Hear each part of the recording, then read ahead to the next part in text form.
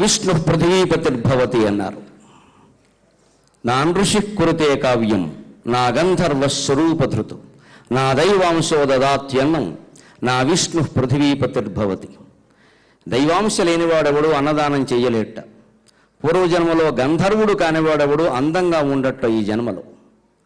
ఋషి కానివాడెవడు పూర్వజన్మలో ఋషి కానివాడెవడు ఈ జన్మలో కావ్యం రాయలేట. అలాగే విష్ణువు యొక్క అంశ లేనివాడెవడు పరిపాలన చెయ్యలేడు. అలా భావిస్తోంది హిందూ ధర్మం రాష్ట్ర ముఖ్యమంత్రి.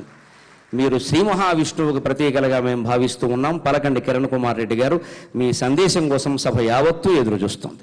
రాష్ట్ర దేశ శాంతి కోసం ఎల్లప్పుడూ ఒక మార్గం చూపించే మీ అందరికీ,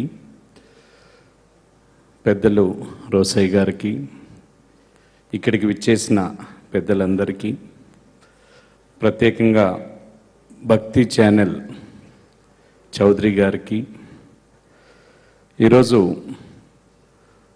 ఇంత దేశానికి రాష్ట్రానికి ప్రజలకు మార్గదర్శనం చూపించాల్సిన అందరూ కూడా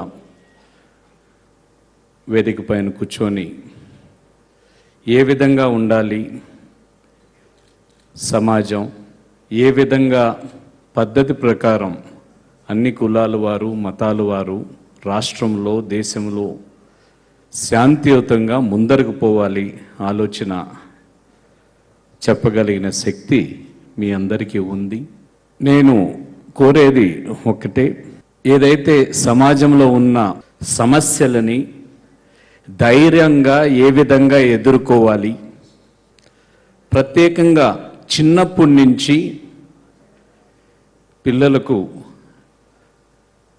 దేవుని గురించి లేక వారు ఆ కాన్ఫిడెన్స్ సెల్ఫ్ కాన్ఫిడెన్స్ క్రియేట్ చేసేదానికి, ఆత్మస్థైర్యం వారిలో వచ్చే విధంగా ప్రతి సమస్యని కూడా ఎదుర్కొండేదానికి ఒక డైరెక్షన్ అంటే ఒక మార్గం చూపించే శక్తిని పిల్లలకు చిన్నప్పటి నుంచి ఆలోచన శక్తిని కలిగించే విధంగా మానవ సేవే మాధవ సేవ అంటారు.